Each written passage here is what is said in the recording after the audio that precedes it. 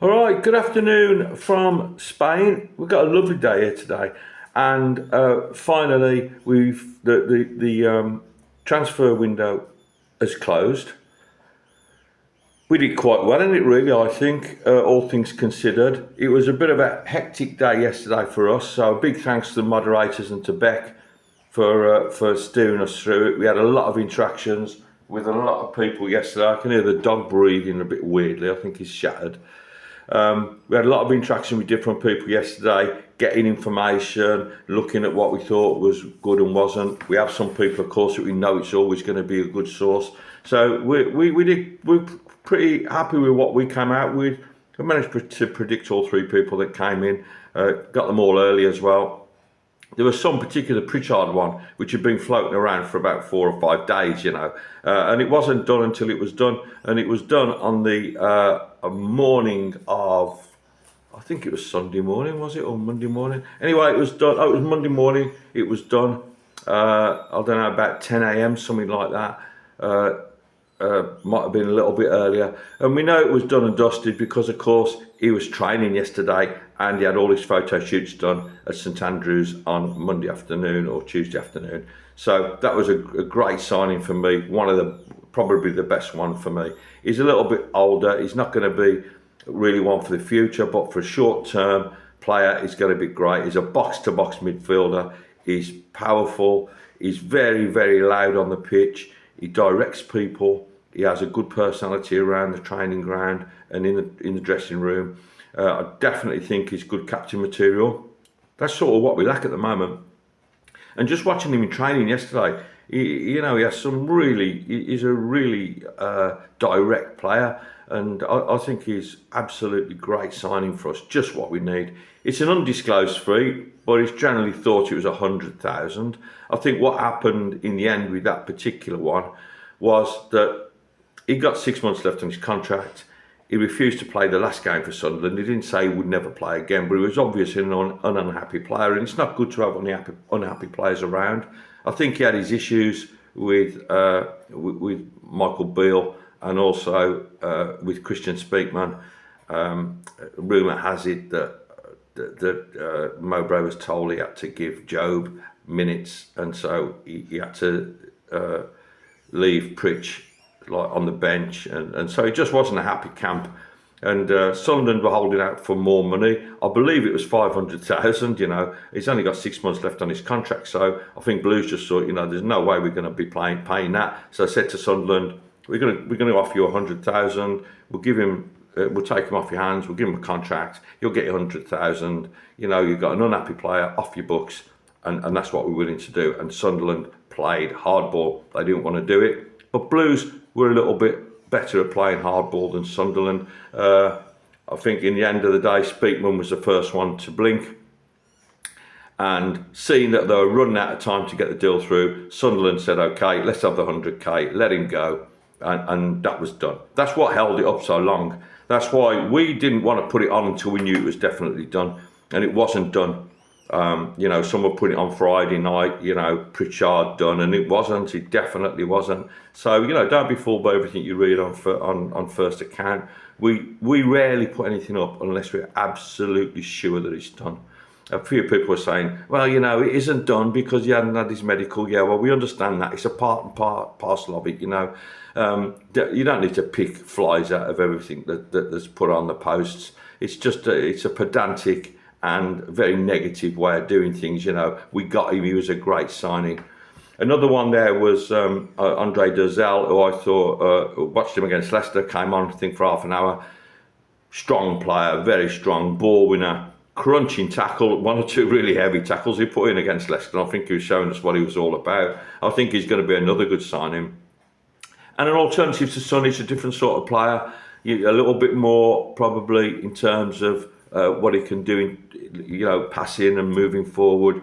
And I'm not knocking Sunich. He's had a good season for us. He's a ratter, and he's got an engine. And Pritchard has too, by the way. Pritchard, puts an awful lot in. Tends to sort of fade about 70 minutes, I think, but that's all right. The guy goes at 110%. When I said he's got a good engine, I mean the guy doesn't stop once he's on the pitch. Anyone's going to fade after 70, 80 minutes when you're putting that sort of effort in. So I think Dozel's going to be a good signing for us, another good option. And then we've got Paik, who no one really knows a lot about him. He's played in Germany and Spain, and I've watched a video of him. He looks really good. He's got a fantastic shot on him. He likes to have a pop from distance. He's not scared to have a go. He's very confident. Apparently he's fitted in really well with training. He looks good in training. He has some nice little touches. He can pick a pass. I think this is one as well that we're going to be really happy with. I think on Saturday, doubtful we're going to see Paik on the pitch. He might come on in a cameo. He hasn't played since the start of December, I believe. So he's going to be a little bit rusty. So probably on the bench for him and probably for Dozel too. Away from home, Sunich might suit the Bucks better. But I think we're definitely going to see Alex Pritchard. If not from the start, he's definitely going to come on. Pritch can make a big difference to this team. We didn't have any going out, which was good news. Good news in some ways. I know a lot of people wanted the likes of Hogan and, and Duke and other players that aren't going to be featuring next season, and we're still paying them, and they're hardly playing, and they got 6 months left on the contract. And I know we wanted a few of these guys out, Mark Roberts, etc., but you can't make them go. You can, if someone comes along and makes you an offer, even if they come and say, listen, we'll loan him till the end of the season, we'll pay his wages, or we'll pay half of his wages, it's fine because it's half of what we would have been paying. But it just didn't happen. We didn't have anyone coming for them. Someone came in for Kesh Anderson right at the death. Unfortunately, well, I don't know. I say unfortunately, I don't mean that. I quite like Kesh Anderson. But as it happens, that deal didn't go through. It didn't have time to go through, and that was sort of squashed at about 6, 7 o'clock last night. So that one was finished. And I think then all our business was finished. We let a couple of youngsters go. There's a little bit of a thing on the loans as well. The loans, we have to have that release clause in it, or non-release clause in the loan, and we didn't have them for some of the players. And so people are saying, Oliver Burke, why didn't we send him back? That release clause doesn't let us send him back. It works both ways, of course. If the club wants to recall him, they can't recall him. So it works both ways. My guess is probably they were quite happy for him to stay. And Berkey, whatever you might say about him, he's been played because of his size and his speed. We've got a very small team. You have to remember that. And I know people say, well, he doesn't do anything anyway. Even if he's big, he doesn't win headers. But he draws attention to himself in the box, and he draws defenders to him. So, I'm not Burke's biggest fan, but you give the guy a little bit of a break. He doesn't pick himself, and he didn't bring himself over on loan. So that's a situation with Burke. I think the same with all of the loan players as well. None of them went back. There was something about us trying to get Cody Drama. I didn't hear anything about that at all. It was just rumour as far as I was concerned. May have been a little bit of conversation between the club and Leeds, but that wasn't going to happen in January. There's no point. We haven't got the money to spend in January. And you may think we haven't spent anything. We have. What you have to bear in mind is that we have 3 wages that we have on the books now that we didn't have a week ago. So the wages play a big part in FFP. It's all money spent. So you have to bear that in mind and think about those things too. I'm trying to think what else. There's a bit of a confusion about the goalkeepers. Anyway, the goalkeeping situation is that we have 3 goalkeepers: Trusty, Etheridge, and Mayo. Apparently, and I still don't know actually myself. Strangely enough, I haven't heard myself, but I have it on good authority that Ruddy's got an injury. We don't know how bad it is. If he's going to miss a game, it's not the end of the world. If he's out for 6 months, then it's a totally different thing. So we've got Mayo and Etherington. So we've got cover for Saturday. If it does turn out to be a long-term loan, there may be the option of Blues bringing in an emergency loan goalkeeper. That could be a possibility, and that may well be why they released Jaycock yesterday. I'm not sure it was as calculated as that. It may have been. I honestly can't say because I don't know. So all in all, it's been a pretty exciting window, in my opinion. I think it was good. It was all left a little bit last day for Blues, but I think we had to do that in a lot of ways. Paik was put through. I think that deal was going on for a while, talking to him and stuff. Obviously, Dozell was done. I think the thing that happened with Pritch was that it was going to be that last minute thing, because it was who blinked first. If we'd have said 2 weeks ago, we'll give you 300,000, they probably would have said yeah, and we'd have done it. But I love Blues for standing on there and just sticking with it. 100k, if you don't want it, don't take it. We'll wait till the summer and we'll have him for nothing. And Sunderland are thinking, shit, okay, listen, perhaps give us a little bit. No, it's 100k. We'll take him, we'll sign him, the job will be done, you have your money. Otherwise, we wait till the summer. And this was the to and fro him over the 3 or 4 days. It's fascinating, really. But, fair play to Blues, we won that. And if they'd said no and we didn't pay it, then okay, we wait till the summer. It's not like we're short of players. There's the thing as well about signing a striker. Moby don't really play with an out-and-out striker, and the amount of nice ball players and players that can interpass and move around the box now, we haven't got to worry too much about it. We've got Stansfield in the team who scored 9 goals. There was a few things about him yesterday. People saying he got injured, he'd done his Achilles or something. He hasn't. And secondly, the Leeds, Ipswich and Sunderland were interested in him. He wanted to stay.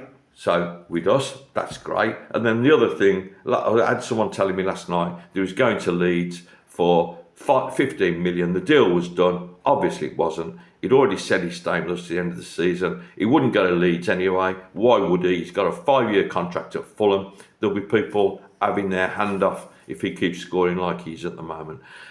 So happy day for us guys. God help us when the summer comes. I mean, it was a pretty full-on day for me yesterday.